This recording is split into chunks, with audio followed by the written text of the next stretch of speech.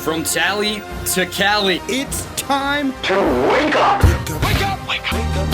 Warchant.com is your ultimate Seminole sports source. And this is Wake Up Warchant, presented by Corner Pocket Bar and Grill. One more corner pocket.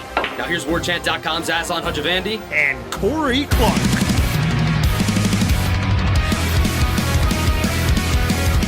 Wake up!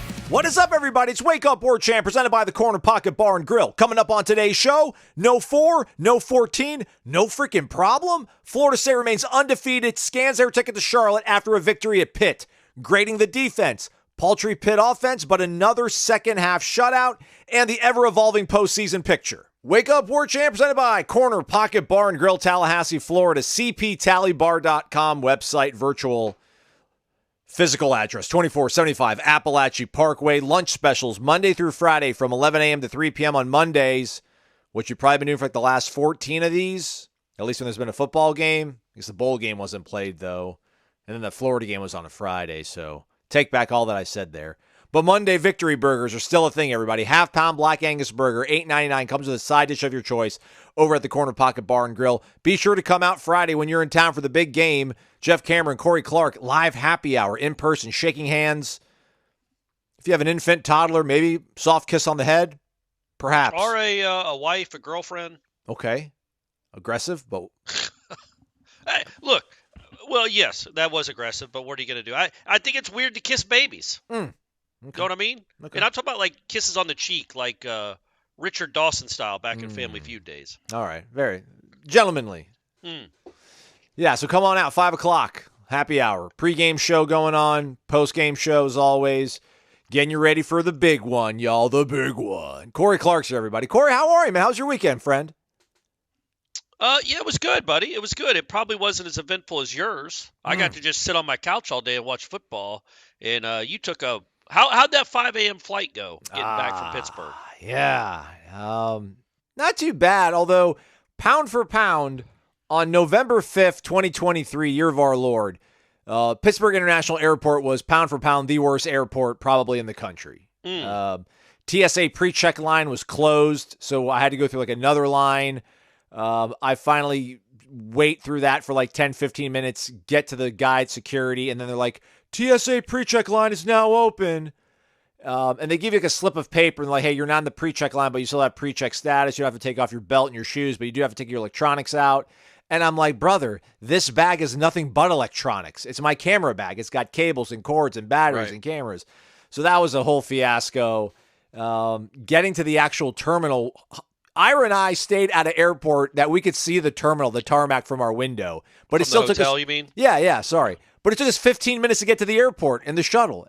We took like 2 exits off an interstate. Made no sense. But yeah, I woke up at 3 in the morning. Was up out of bed by like 3:02. Had everything kind of packed and ready to go. I took the 3:30 shuttle. Ira took the 3 o'clock shuttle because he's cautious and he's smart. I kind of cut a little bit close, but it all worked out. But yeah, I don't recommend the 5 a.m. flight. I guess it's a Northeastern thing. Because we were complaining, I was complaining about it on the way to the game with our Uber driver. I'm just like, man, I've never heard of a domestic 5 a.m. flight. He goes, because you're from Florida, you guys don't do 5 a.m. flights down there. I'm like, yeah, we do not. But I guess maybe it's a Northwestern, hardworking, Rust Belt kind of thing. But I'm a man of Florida. I'm a Florida man. Yep. And you left with a win. You got to see a dub.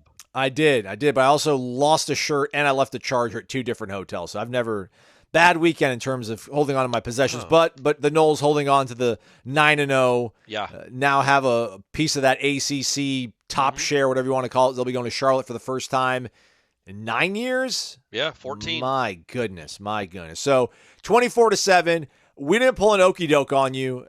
I think we kind of knew that Johnny Wilson wasn't going to play. I was caught off guard by Keon not playing, and this is what it's going to look like. And listen, we'll get to it, I think, later on the show, maybe later on this week, maybe later on in the season, where I understand there's things that you folks won't particularly like seeing your favorite football team do in football games. I understand it.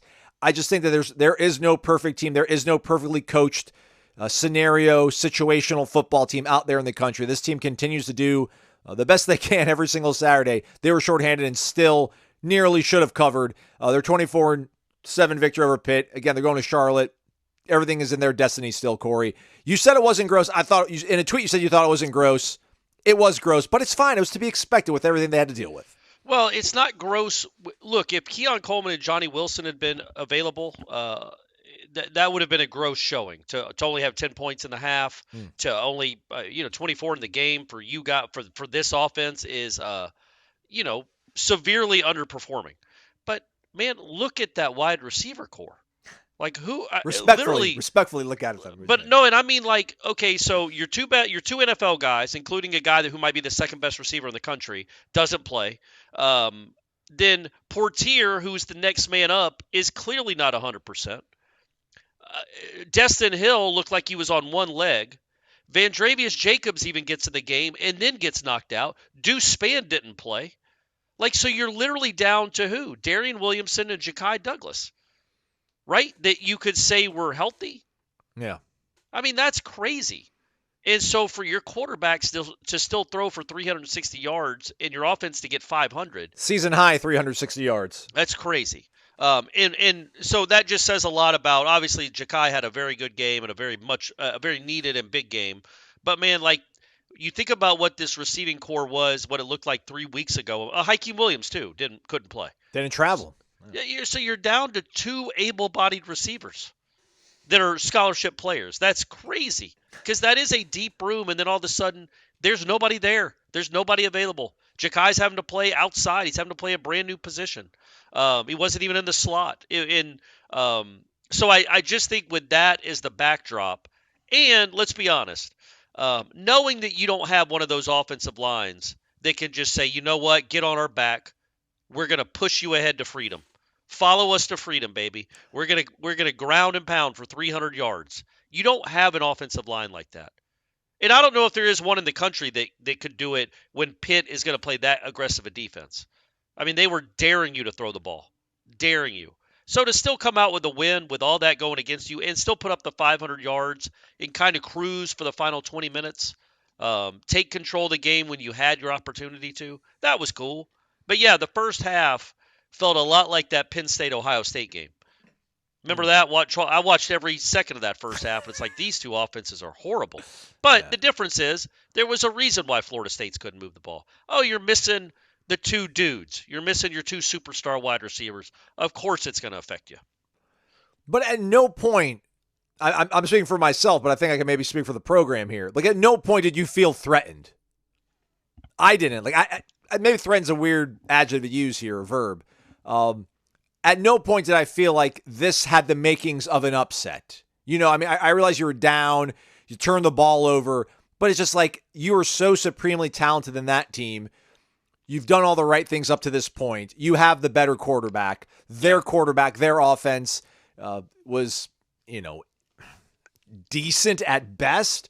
So, like, at no point was I scared that Florida State was going to let this one slip away. But maybe it's because I'm not as emotionally invested as most people listening to this show. Well, but you also, like, that the recipe was playing out for how something like that happens. Like, you get down early. Man, the Cypress play, we'll never really know how big that play ended up being. Because there is a chance you're down 14-0. And then everything gets tighter. And so, anyway, the Cypress play is a huge play. Obviously, let's not let Pitt hit you for an 82-yard pass, gang. Let's not do that. And he got away with a face mask at the end. But who cares? He knocked the ball out. He did show a lot of fight to even try to tackle the kid and then knock the ball out. But you're down 7-0. You don't have an offense that can just rely on an offensive line to run the ball. What makes your offense special? Obviously, your quarterback. But then those two wideouts make your offense special. And when you don't have them, well, all of a sudden you're kind of pedestrian. And something happens. You had a fumble to derail a drive. You go for it on 4th and 2. You just can't convert 4th downs anymore. You don't get any points on a 92-yard drive. You get 0 points. Those are the recipes that happen. You're in a game in the second quarter. You're in the game in the second half. Drop a punt. Give up a punt return. Have a kick blocked. Something like that can flip a game, and then all of a sudden it turns into Pitt Louisville. But that's what I was really encouraged by what I saw from the defense. Because the defense, after I wrote a story about it that's on the website, they gave up 160 yards in the stretch of 10 plays. And then gave up basically 160 yards over the next 50 plays. Like, they had a bad stretch. Pitt hits the 80-yard pass, but you force the fumble, and then 2 drives later, they go 64 yards in 4 plays. Other than that, they did nothing. They never really threatened you. And that's because the defense didn't give them wide open things to hit. And that was, I was very encouraged that when the offense was struggling like it was going to without those guys, you were able to rely on the other side of the ball to make sure you never felt threatened.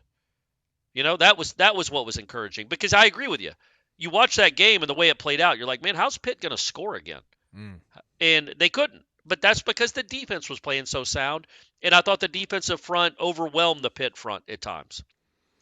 Yeah, I think even Narduzzi was talking about the amount of penalties they had, and was like, yeah, we only had like 1 or 2 on defense. And it was basically kind of saying, like, offensively, we just couldn't figure things out.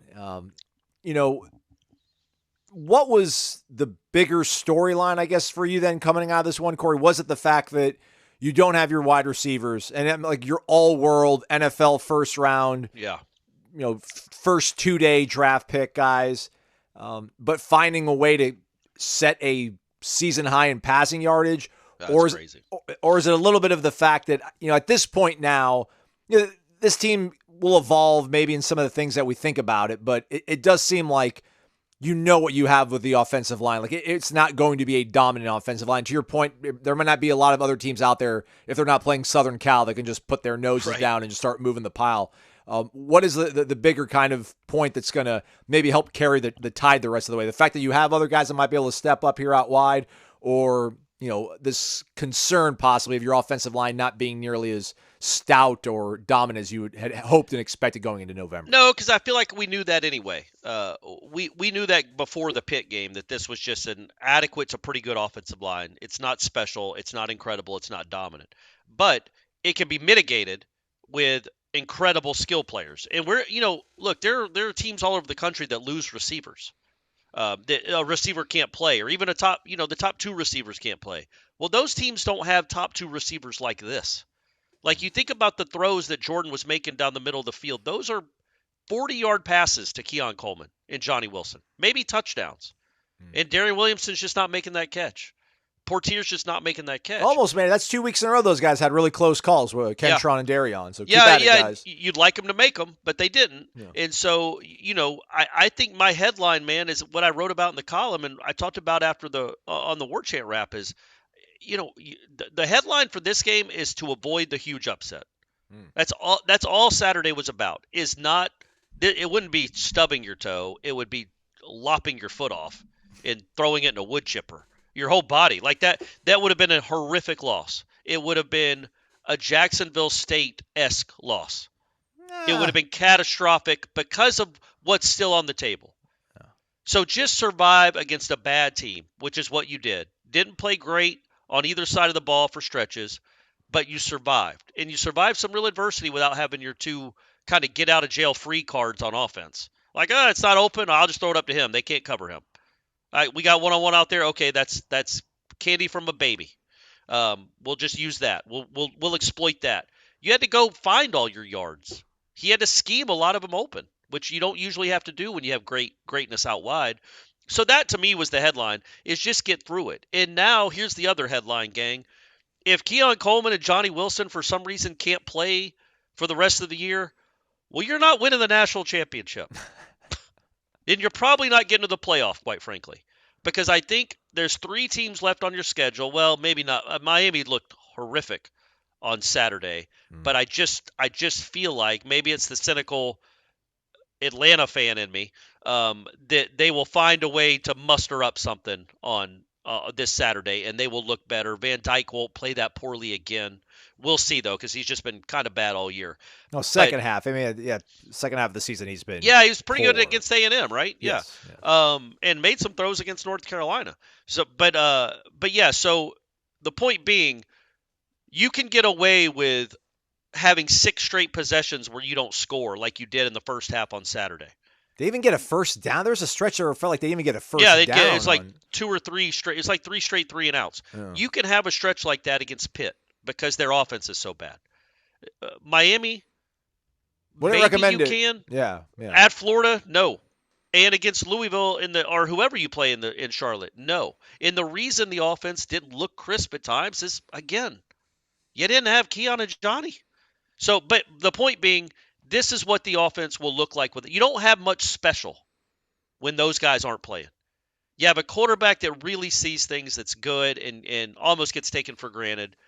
You have a running back that when there is a hole there and he hits it hard is just fun to watch. But and you have good tight ends. But the elite special dudes, they're not there if you don't have 4 and 14. A skill player wise, you know what I mean? Well, yeah, pretty good. You're pretty good to good everywhere else. But you don't have the special guys that turn a good offense into a great offense. Or even, I don't know, man, if you didn't have Johnny and Keon for the whole season, yeah, I guess it would be a decent offense. But those guys change it into a next level offense. And to get to where you want to be, you're going to have your NFL dudes out there. Yeah. Probably starting this weekend. And that's obviously something we can keep an eye on, gang.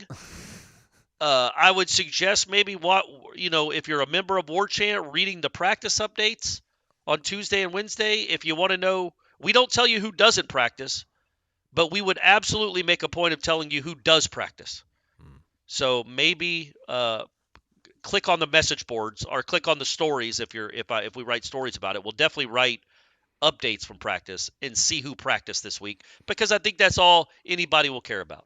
If you have Keon and Johnny against Miami, don't you feel like you love your chances? Yeah, and I think that's why they're a 2-touchdown favorite, because I would expect they're expected to play. Yeah, don't replicate some of this stuff against Miami, but I still think you could probably overcome it because that team against just not all that disciplined, and I don't know what they're really going to be relying on other than having a pretty good offensive line. Maybe that's some stuff that they would see. I mean, Florida State has had moments where I almost feel bad pointing that out because, listen, it's a 60-minute football game, and they're on scholarship too, et cetera, et cetera. There's some times where they're getting moved. This rushing defense that is stout maybe isn't nearly as suffocating as we would like to think. Miami, I think, is going to present that kind of challenge. Maybe we'll dive into it a little bit later on in the week, but I mean, that's something that's probably the bigger key for them, I would imagine, than Van Dyke making plays. Because for Van Dyke, it's going to be don't make mistakes, and let's see if we can just run the ball as best as we possibly can and shorten this game, I would think. But that's the Miami game. We're talking about Florida State. We're talking about Pitt. Mm-hmm. Fentrell Cypress's play, we probably will never know just how big of a deal that was. But ultimately, what do you think that the defense did so well? I mean, how much of this was the defense having an error or two, Corey, and figuring it out? How much of it is that Pitt's quarterback and their offensive line just maybe aren't the caliber of team that could hang with Florida State? I don't want to diminish anything, but how do you kind of judge a team when you're going up against an opponent like Pitt when you're talking about the defensive play? Yeah, that's why it was kind of hard to write about after the game, because I want to give them credit. They gave up 7 points. If they give up 7 points for every game the rest of the way, your team is going to win a national championship.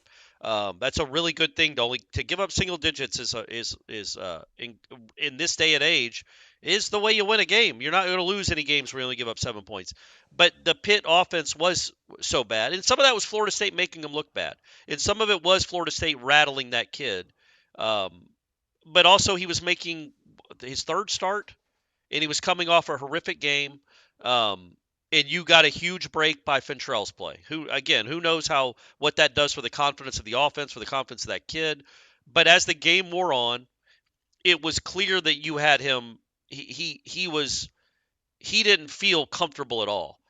And you now have, I looked it up, you have the 4th best pass efficiency defense in the country. Everybody you play the last 5 games has been under 50% passing against your secondary. I just think the defense has been, as we talked about, man, this is the recipe to get to where this team wants to go. You know what the offense is when it's working at peak capacity. Now you know this defense, while again not 21 Georgia, is good enough to get the ball back to your offense. And to not be embarrassed or humiliated. They're going to give up some plays, but they're also going to figure you out, and they're going to make it tough for you. And I just thought, by and large, that was a really good game when they needed it.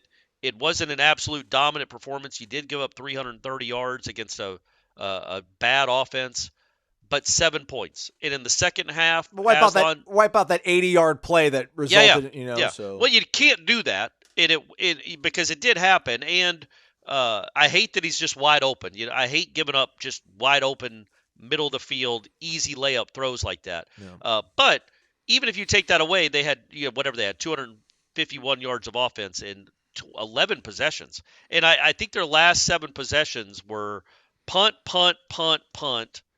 interception, punt, fumble. That's how you do it, man. They didn't get past your 26-yard line. Correct, by the way. Yeah. They didn't get past your 26-yard line the rest of that after they scored their touchdown. They never got closer than your 26, and they were there for one play until that kid said whatever he said to that referee and knocked them out of field goal range. I don't think I've ever seen that. Yeah. Like, you know what I mean? Like, I think those referees hear the worst things humanity has ever created in the English language on those sidelines. Yeah. And they never throw a flag. They'll do a sideline warning occasionally. Imagine Jimbo for 3 hours talking your ear off. And then that kid, what could he have possibly said, Aslan? Somebody in the press box said they thought somebody threw a football at maybe the down player or somebody that was on the field, like in an unsportsmanlike manner, but I didn't see it. I was like down. Oh, so because that was the play, I think, where Burst was on the ground. Correct. It is. Yes, it is. Oh, and you think maybe that tight end came over and threw something at him? That's what somebody in the press, one of the reporters up there was saying, like, oh, I just saw somebody wing a football, and I was like, huh?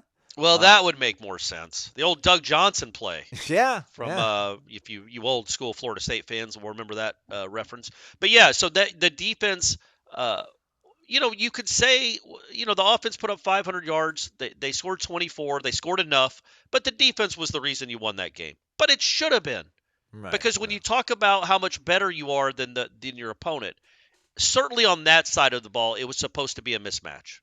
You are experienced and loaded up front. You have NFL players on your defensive line. You have experience in your back seven.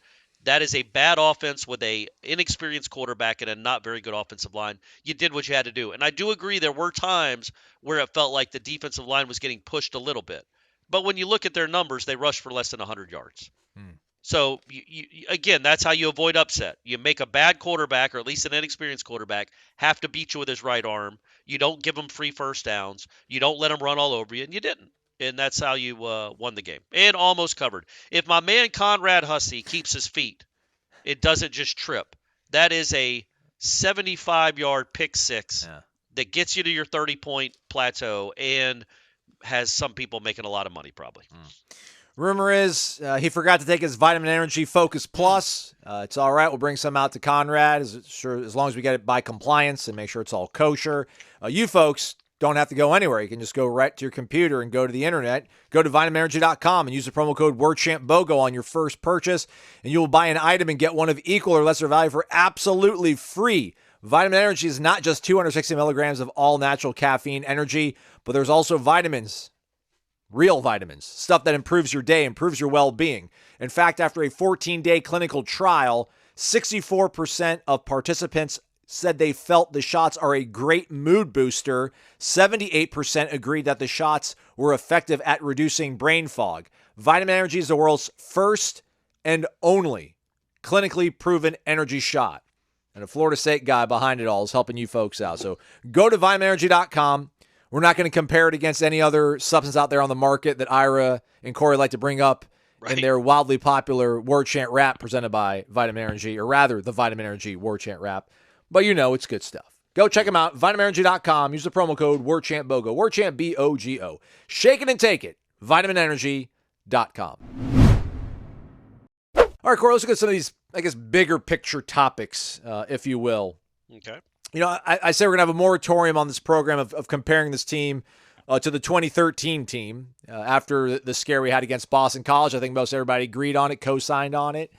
By the way, how about my BC Eagles, though, baby? Well, we got another break, and we'll talk about our picks. But you did well. You did well. No, I just meant that that looked like such a horrible win. Oh, and yeah. Look, man, if they don't grab Toafili's face mask, I think we all think there's at least a good chance BC wins that game. Well, that would make Boston College 7-2. And as it is, they're 6-3. Yeah, That's they got a better record than Clemson. It's turning into not being as horrible a loss as it looked. Anyway, go ahead. Sorry. Yeah. Horrible a win. I'm sorry. Yeah. So, didn't really want to compare this team to 2013, and I think we all kind of can agree why now. Yeah. But just looking at this team, who they've played, like the LSU game, no matter what, I still think holds up. Oh, yeah. I don't know who Clemson really is. They're probably not nearly as good as we thought they were going to be, and they're probably not as bad as we thought they were after the Miami loss. Can I ask you a question real quick? Sure. Does Ohio State's win at Notre Dame Right.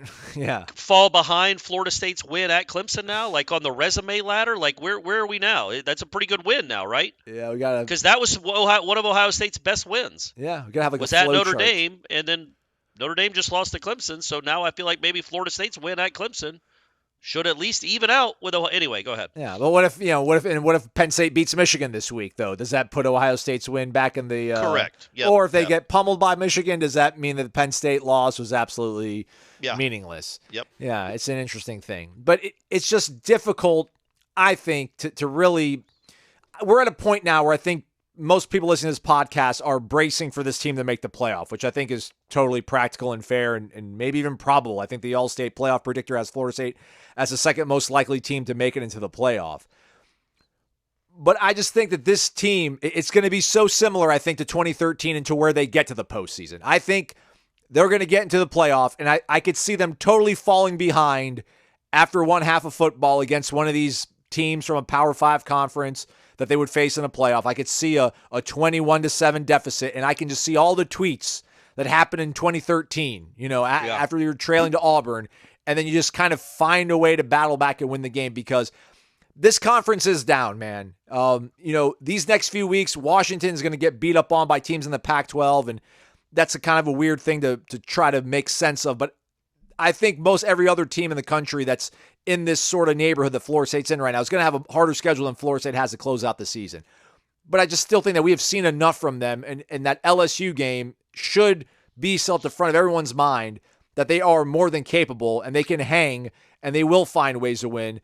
And that needs to kind of over or supersede any concerns that people have about the fourth down problems, calling weird trick plays. You know what I'm saying? Like, I think there's a push and pull going to be happening now here as we get to the nitty-gritty part of the schedule. But ultimately, even if they do find themselves in predicaments, haven't they shown us they'll figure out ways to battle out of it because they are supremely talented? And maybe they won't be against these other teams, but they have enough talent, they have enough good coaching to be able to continue to fight back even if they've fallen into an early hole against a talented football team. Yeah, I mean, as long as they have all their weapons with them. Right.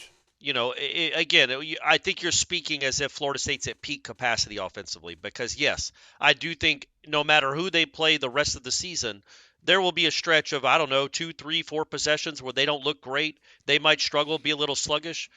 But when you have 4 and 14 out there to go along with 6 and 84, and my man 0 and 3, like you've got guys that can go make plays, but when you have the special guys, it's only a matter of time.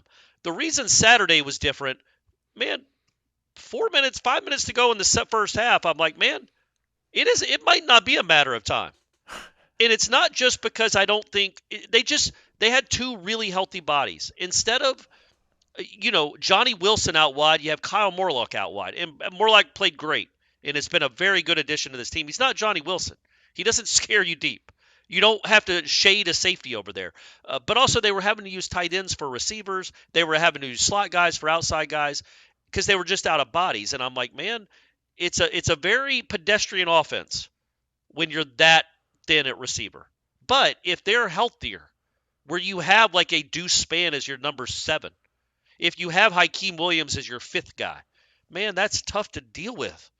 So that's why I think if this thing is operating at peak capacity and healthy, yes, I do think you look around and you say, absolutely, you might be in a 14-3 hole. This offense is going to get going. The quarterback is too good, and his skill players are too good. They will get going. Saturday, I'll be honest with you, I wasn't so sure. Just because that group was not all that special with missing those 2 guys and with other guys being hurt. Destin Hill having to play through an injury. Portier having to play through an injury. And Ja'Kai Douglas being 5'9". Like, you just weren't as special on Saturday as you will need to be in some of these games coming up. Yeah, I think people have some concerns. I agree with what you're saying there.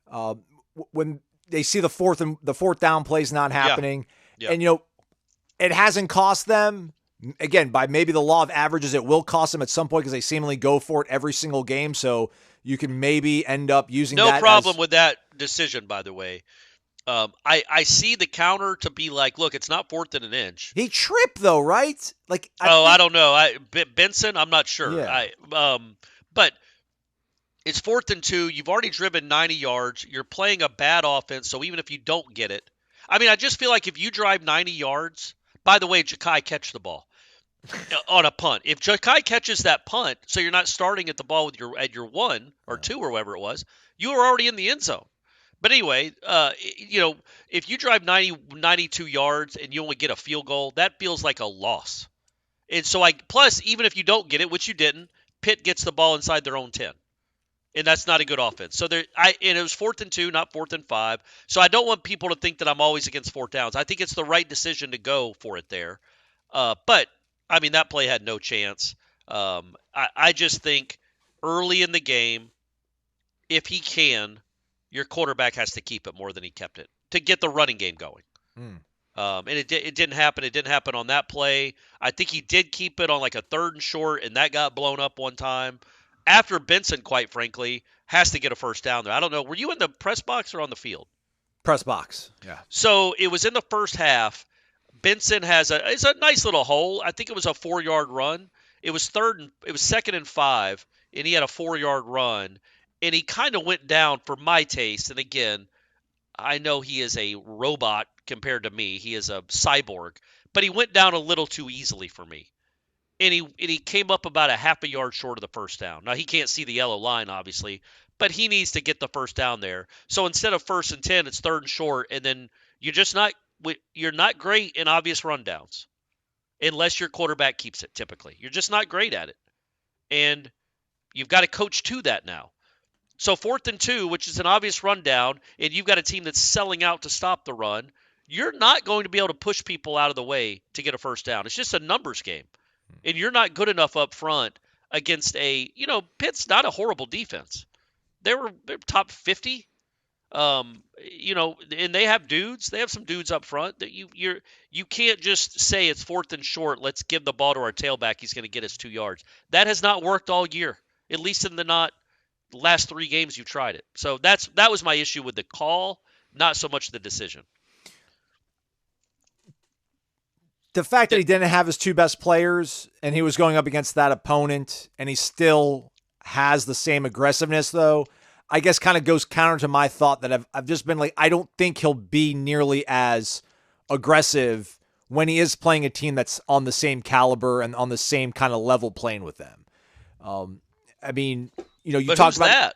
Who's that going to be? Well, when you get to the playoff, though. Oh, okay. I got you. I see. Again, I'm not trying to jinx anything. I just feel like, we're kind of getting at a point as adults where we can look at the schedule and, figure that they have a pretty good shot at all this. So, I mean, the fact that he still kind of has this, I'm doing this no matter, I mean, not, the analytics seem to overrule even personnel at this point with him. So, I still don't think, though. I don't know, Corey. I mean, I don't want to talk about both sides of my mouth here.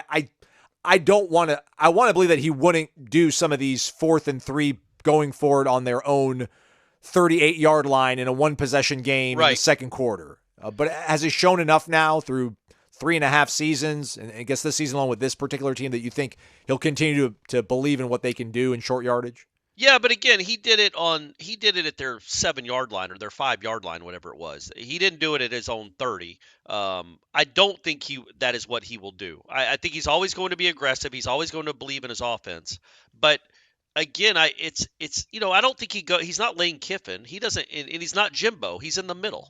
But man, the problem I had with it was, what have you seen early on in this game that thinks you can run that play and get and grind out 2.5 yards? What have you seen? Like the best play in the LSU game, maybe the biggest play, is when they went for it on 4th down. And do you remember what they called? Screen pass? To Toafili for 45 yards. Like, if you have a play like that locked and loaded, And I know I can't be in the camp of, I only like the plays that work. Call the play that works, coach. But again, I just think that you put in 4th and 2 with a quarterback like Jordan Travis, you against a defense like that is bringing pressure. You get him on the edge with a run pass option and a play fake. You don't just hand the ball off. It's just not. I could have told you that. I think most people watching could have told you after watching the beginning of that game. Okay, that's not. Don't call that. But it happened. It's fine. You won the game. It is interesting to think about what he would do in a similar situation in the swamp. But I also think I don't think he's just straight analytical. Like, hey, I'm going for it. I do think that if he's in a game, if that's against Miami. And it's the first quarter. And maybe it's not a 92-yard drive. It's 4th and 3 at the 15-yard line in a 0-0 game. I think he's kicking the field goal. No. I think it's because he's playing – or Florida too. Get on board, get on top, get points. But against that team with that offense and that quarterback, giving them the ball inside their 10 even if you don't get it, and having been on a 92-yard drive where you'd feel like, golly, we had to settle – I just feel like that all played into it. I do think there's some gut in there, and it's not all just a straight analytical mind. We got to go for it because that's what the book says to do. All right.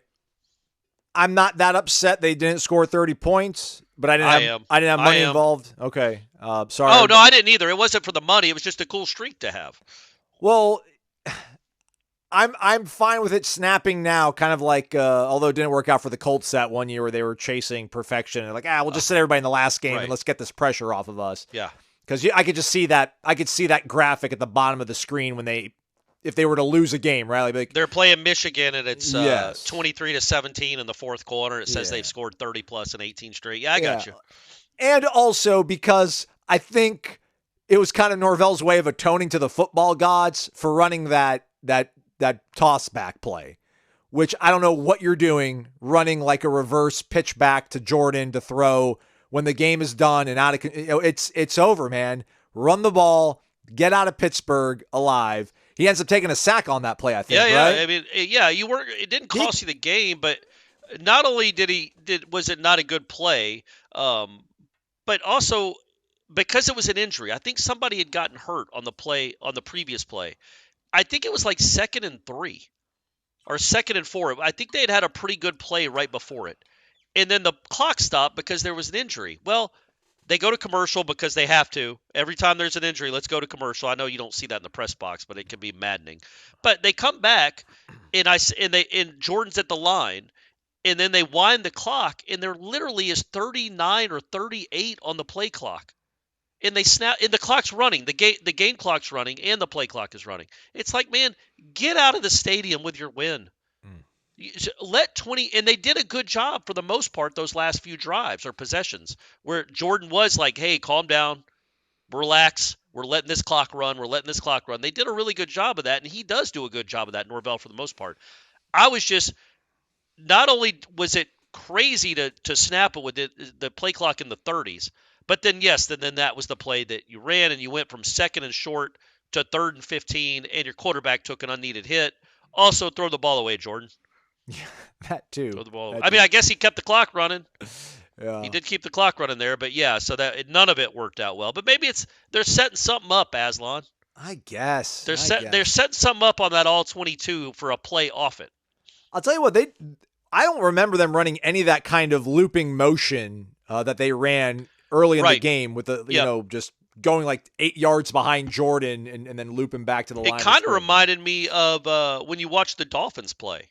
They always have stuff like that going on, I'm sure that had a lot to do with personnel or lack thereof. Yes. And I was like, man, the first quarter and a half, I'm like, Ja'Kai Douglas is going to run 4 miles just in motion, just going back and forth horizontally before the ball is snapped. He was running all the time. He was in motion on every play. But by the way, we need to shout out Ja'Kai. That's a big time performance from him. When they needed it, man, they absolutely needed it. They were out of experience at wide receiver. They were out of wide receivers, period. And he made a couple of huge plays. And especially for him to be able to flush the bad punt judgment. Yes. The fact that didn't affect the way he played from scrimmage. So Yes, but catch him, Ja'Kai. But he did. I mean, the second half, came back and started catching him. Yeah. But no, it's incredible. I mean, we're joking in our group text message, you, me, and Ira, just about, hey, man, Keon's not playing, Johnny's not playing. And, I'm like, Josh, it's going to be the Josh Burrell game. Let's go. Yeah. And, I mean, Ja'Kai being 5'9" or whatever he's listed as, and some of those throws, I mean, the throws that Jordan was making when he kind of, I don't know if he either just said, screw it, I don't care that he's not 6'4", 6'7", it's still going to work. But, I mean, they ran the routes that Johnny or Keon would, and he put the ball out there, and Ja'Kai was making the catches, man. It's remarkable. And, again, he's one of those guys that came in that first recruiting class, I think. Yeah. And a guy that no one ever heard of, pulled him out of home in Louisiana.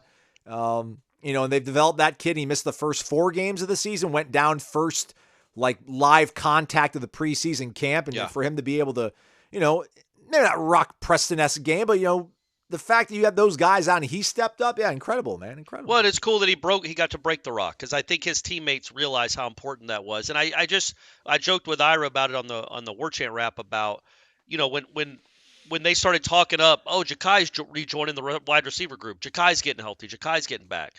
And I just catch myself going, yeah, man, big deal. You've got Keon. You've got Johnny. Like, Ja'Kai, nice. Was he going to catch 2 balls this year, 4 balls this year? Like, that's not a big deal. He just feels like an afterthought because of all the other big stars. Are the new guys that you're excited to see? But there's steady Ja'Kai, who has made plays in this, big plays. Notre Dame, Miami, he's made huge plays in his career. For him to come up and be that experienced kind of rock and make that. So I think the biggest play he made was, it's 10-7 in the third quarter. It's 3rd and 3. Florida State had not converted a lot of third downs at that point. And Pittsburgh has all 11 dudes at the line of scrimmage, man. All of them, because they're not scared of your wideouts. And they're like, you're not going to run for this first down, and we don't think these wide receivers can get free to scare us deep. And Jordan makes a great throw. Ja'Kai does a great little kind of nudge with his body to get a little separation with the DB with the ball in the air. And it's like a 30-yard catch. And then I think Marquiston scores a couple of plays later. That changed the game. That was the game. That was one of the biggest plays of the game. Great throw by Jordan. But it also tells you, man, like, what would the score have been? You think Pitt would have defended like that if 4 and 14 were playing? Oh, no. I don't know, because I looked at their stats. Because, look, they had 11 tackles for loss in that game on Saturday. Pitt did, for minus 40 yards. And they're one of the leaders in the country in both of those departments. They averaged like 7 tackles for loss per game. They had one game where they lost. It might have been Virginia Tech, where Virginia Tech had 60 yards lost in rushing. Like, they finished, Virginia Tech finished with like 180. But they had 240 positive yards, but minus 60 in tackles for loss. Like, that's what Pitt does. They just attack and attack. And I'm like, man, if they would have played that kind of defense against the normal Florida State offense, Florida State would have put up 60 points in 55. They would have had 700 yards.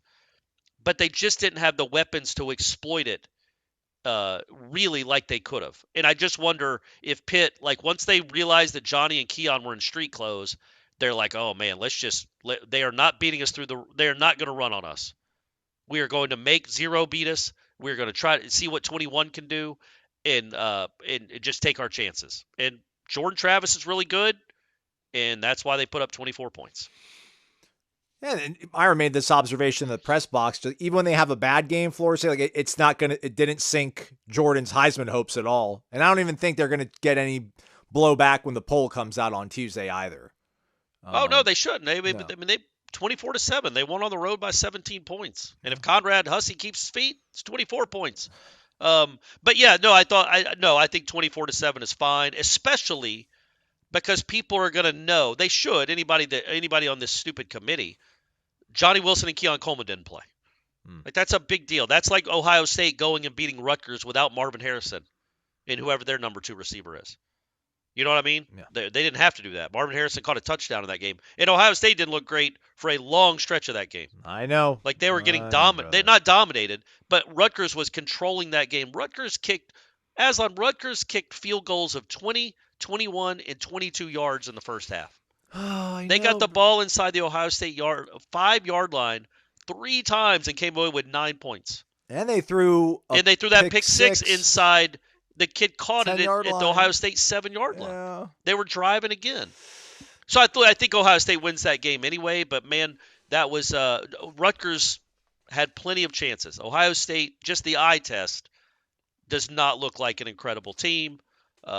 Georgia, man, Georgia was in a dogfight. Missouri's good though, but Georgia was in a dogfight. And we'll see more about Michigan this weekend. But no, to answer your point, style points don't matter anymore at all when it comes to these games. Just win.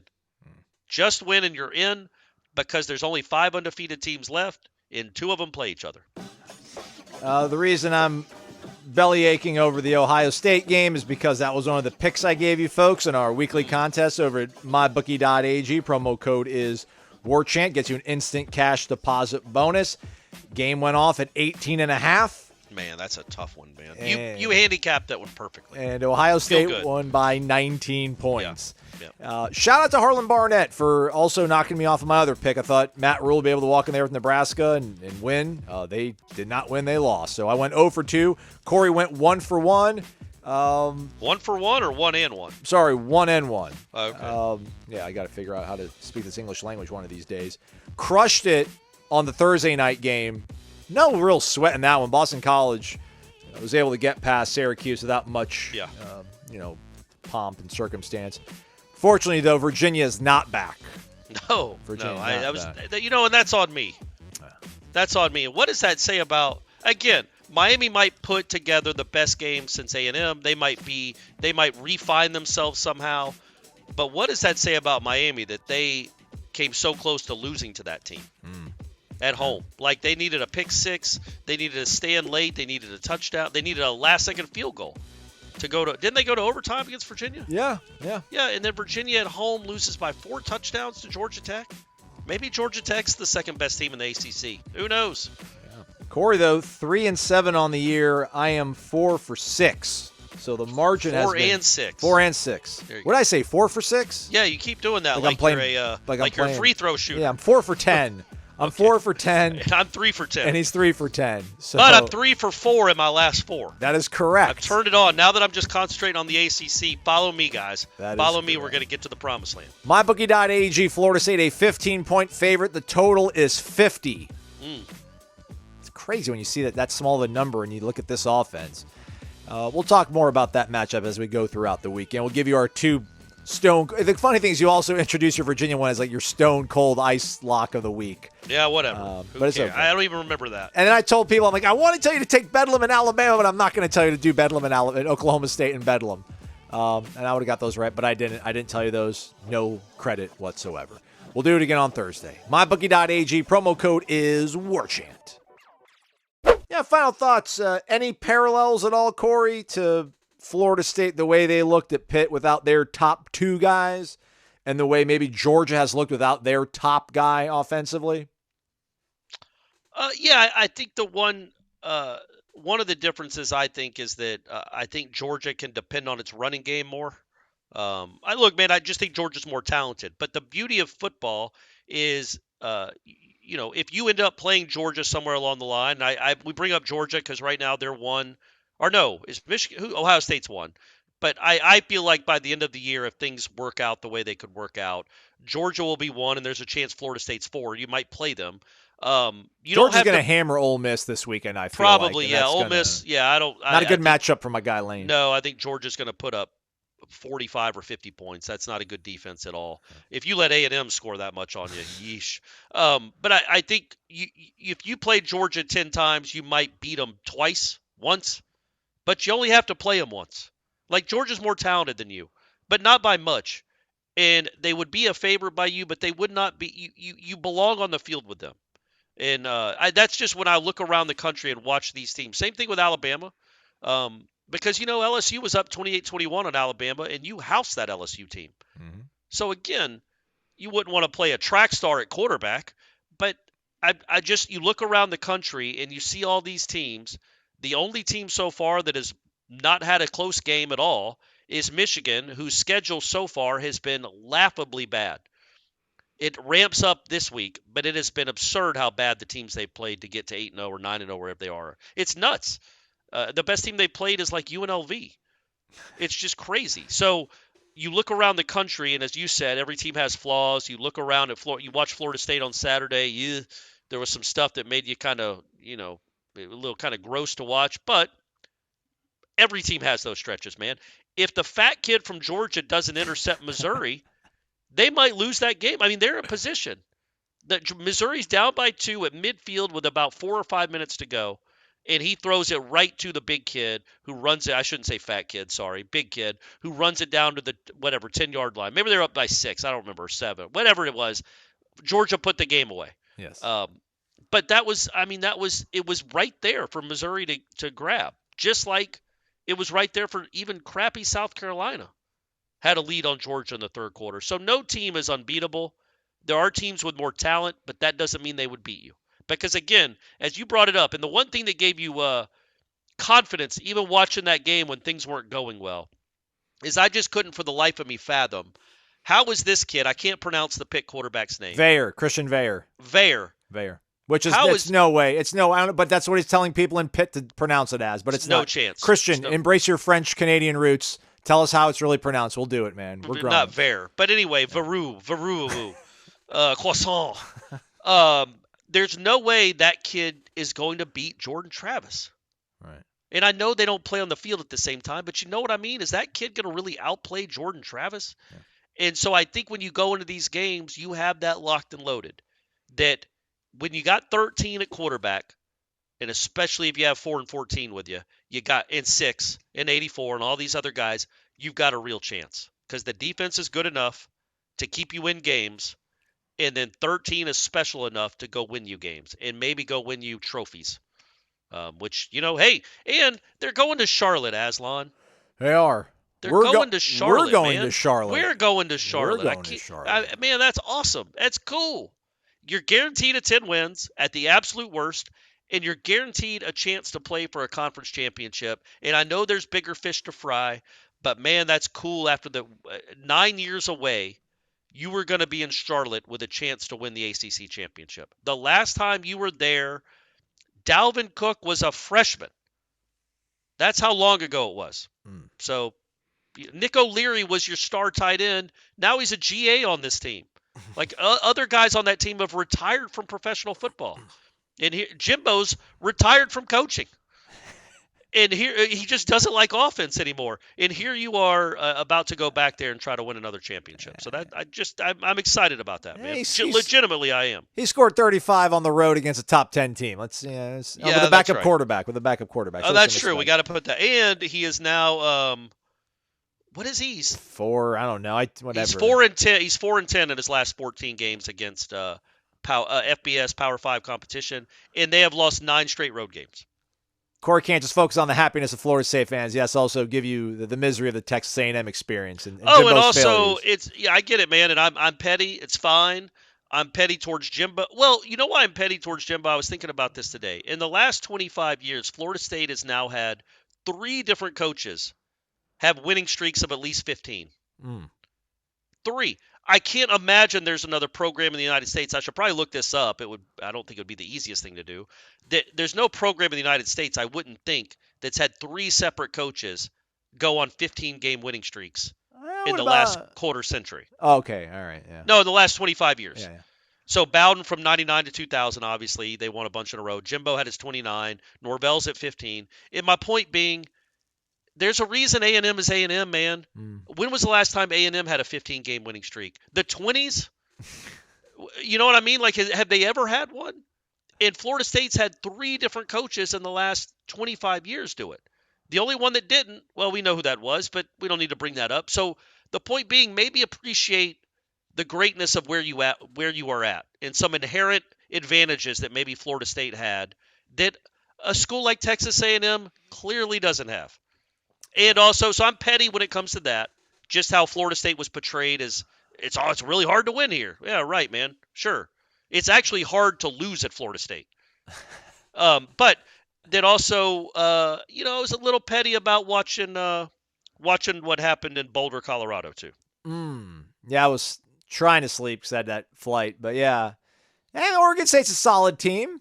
No, just that they're 4-5. and that all of a sudden maybe he's not going to change the entire profession of coaching. And correct, and maybe unlike what they told us when they were beating Colorado State in triple overtime, maybe they aren't the hardest working coaching staff in the country. And I'm not saying they're lazy or they don't work hard, but don't sit there and say, behind the scenes, don't tell me, Quinn Kessenich, that this is the hardest working coaching staff in America. And that's essentially a direct quote. It's like, all right, man, you don't know that. I'm sure they work hard. There are other coaching staffs that work plenty hard, and maybe, don't. He's not reinventing the wheel. He's not reinventing. You still got to have linemen. You still got to be physical. You still got to go make plays to win games, and maybe don't. I was trying to look up. So Travis Hunter played 75 snaps on defense, and then I was going to look up how many snaps he had on offense. All right. While he's looking that up, some of the inherent advantages at being at Florida 48. State. 48. So he played 123 snaps. Jeez. He's got to put a lot of good tape out there. I mean, come on, man. This kid's a top 5 pick, and you're playing him up. Is this not the same as like these college baseball coaches from the 80s that would throw their aces 212 pitches in a weekend? Well, he didn't rush him back when he lacerated his liver or whatever. That's right. But when he did come back, hey, Travis, you feel like playing 140 snaps today? Let's go, man. We need a win. Travis Hunter, by the way, is awesome. Yeah. He is an incredible college football player. Not taking anything away from that kid. I do wonder, maybe he'd like to be on the number 4 team in the country that's undefeated, that's getting to play Miami, instead of a team that, might not win another game this year, and he's about to be snowed on for the next 6 months. Yeah, let me see. Colorado, they've got left. They've got Arizona, Washington State, and Utah, and they're at 4 wins. So they could be Washington State. Washington State's fallen off the cliff. Yeah. So, and I guess I don't think I'm alone when it comes to like. Oh, you're not. When it comes to Jimbo and Dion, Colorado, and I don't know if people. My biggest problem with the Colorado thing wasn't Dion's not a Nole, and it's just that it's the way the media handled it. 60 Minutes went back out there and did another story on him after he started 3-0, and it's like, guys, calm down. Let's see what it looks like in November. Now, would 60 Minutes go back out there now that he's 4-5? Probably not. This is incredible. This is just the schedule for Florida State. And I'm sorry to go on such a weird tangent here, but just so we're all aware, has Miami this week, North Alabama after that, and then Florida. Meanwhile, Louisville's got Virginia on Thursday night, at Miami, and then Kentucky.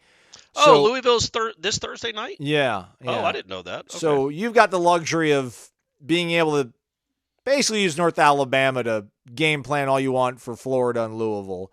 Meanwhile, Florida's got LSU in Baton Rouge, at Missouri, and then Florida State. They play LSU on the road? Yes. So they got back-to-back road games before Florida State? Wow. All right. I mean, again, this comes back to, I spoke to somebody at the airport on the way back, and, huge Florida State fan, diehard, passionate, but see some of the things happen in games, like the trick plays and the 4th down plays, and man, we just can't squander this opportunity away with this team that we have. And it's like, yeah, man, this schedule, these players, you're knock on wood, your health so far, even though you didn't have 2 of those guys this past game, but you expect to have them back this week. You need that kind of stuff, and it's all aligned. So it's like, just don't trip yourself up, because it's kind of paved quite nicely for you to get where you want to go. But who knows? Yeah, Louisville could lose the next 2. They could lose on Thursday night, lose to Miami, and then maybe we'll play Boston College again. But it's just crazy to see who you might be matched up with in that nice kind of soft landing you have. With I'll tell you what, but Louisville looks, and I say this knowing that I'm probably going to jinx them and they're going to lose to Virginia, but they look, to beat Virginia Tech the way they did, I think they've given up 6 points in the last 2 games total. I haven't watched any of their games, but I've looked at some of the box, but I don't want to comment on it. Yeah, I've only seen box scores, but yeah, but I haven't either. I haven't got to watch much of them, but clearly they're a pretty good team. They had an awful, and they beat Notre Dame pretty handily. Like this, they legitimately, they're a top 10-ish team.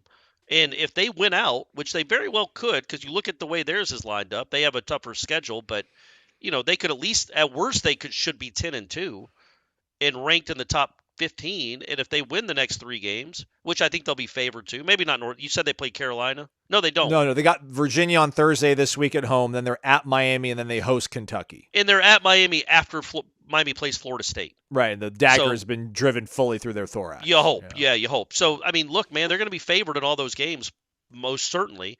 And they could come into Charlotte 11-1 and like number 8 in the country. And that's going to look much better than whoever plays Ohio State, Michigan in the Big Ten championship game. Congrats to Iowa for that big win, by the way. Did you see that there was actually 6 baseball games played in Wrigley Field this year that had more points, more runs scored than points scored by 2 top-level Power 5 football teams? Yes. The wind was blowing in. All right. You're right. It's a Wrigley Field joke. Sorry, everyone. Yeah. So... yeah, and then I don't know who knows what's going to happen in the Big 12 right now is a mess, right? With Oklahoma losing Bedlam, so Texas, I don't even know who they're. Maybe Kansas State. They end up playing them again. Or Oklahoma State, right? I guess Oklahoma State's got an inside track on that too. So that's not going to particularly look all that great. So and Texas really got fortunate. Yeah, missed extra point, like botched snap. And that's the thing, man. I'm looking at Twitter. I'm not watching much of that game. I can't remember. I was watching Notre Dame Clemson game. By the way. Well done, Tyler. From buy that stock. Spartanburg. Buy that stock. Buy that stock, man. Tyler Sweeney, third cousin removed. Yeah, Clemson's back, baby. Taking one for the team. So I was watching that game mostly, but I just looked at Twitter and it was like, man, Texas is for real. Texas is no joke. Right. Texas looks like they should be like I'm seeing all this on Twitter, and then and then 30 minutes later they're trailing, and they won by 3 points. I know they're on their backup quarterback, which is absolutely a big deal. But, they're not world beaters either. Now, they are having to play without one of the better quarterbacks in the country. So you have to keep that an open mind there. But all these teams, man, have had their Boston College game. Mm-hmm. All of them. Mm-hmm. Some multiple. Some of them multiple. So just keep winning, beat your rivals this weekend, and then get really healthy against North Alabama. Well said. All right, we're done, but not for the day. We'll be talking to Coach Norvell and the coaches, so check out warchant.com. We'll have the summary, courtesy of Corey Clark's hard-working fingers, typing it out for you. We'll have the interviews also up on the website as well as a YouTube channel. Again, shout out to you, over 40,000 subscribers on the YouTube channel. Hit the thumbs up, subscribe to the YouTube channel. Hey, before we go, man, we got to give a special shout-out to Brian Pinsky and the FSU women's soccer team. Won their 4th straight ACC championship on Sunday, beat Clemson 2-1. So yeah, they're going to be they'll probably be the number 1 seed in the whole NCAA tournament. I feel like this is probably the best regular season that the team's ever had. But yeah, so they will play. The way it works is if they keep winning, they will play the next 4 games at home, and then the College Cup I think is in Cary, North Carolina, the same field they were for the ACC championship. But shout out, they won the ACC championship again. They're really good, as always. Your guy Spence, by the way. Did you see him on the flight? Yeah, he was on the same flight as us. Flew in a different part of the plane than Ira and I. Well, right. But it's fine. It's fine. But he was saying he's got some sort of family wedding going on, I think, that coincides with like the College Cup.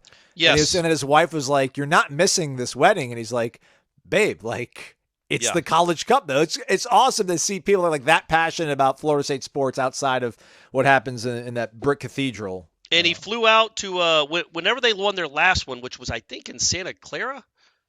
He flew out there for just that game, and then flew back on the red eye when it was done.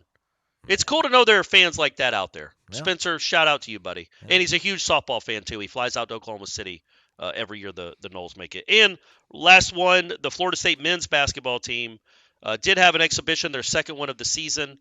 The official regular season actually starts today in college basketball. Florida State doesn't play till later in the week, but they beat Valdosta State 90-67. I think Baba and Cam Fletcher had 12 apiece. And our man Jameer Watkins had 6 steals. I like that. And 6 assists and 19 points and 10 rebounds. Okay. All right, Jameer Watkins. I like that. Yeah. So didn't shoot all that well from 3. Didn't shoot well from the free throw line. Got out rebounded. But won by 21 points. So good job, or 23 points. So maybe they're turning it around. And the football team's 9-0 as well, everybody. Yeah, so. 9-0, top 4 in the country, everyone. Yeah. Jeff Cameron Show, 1 to 3 o'clock. That's coming up as well. He's Corey. I'm Aslan. Thank you for listening to Wake Up Warchant, presented by the Corner Pocket Bar and Grill.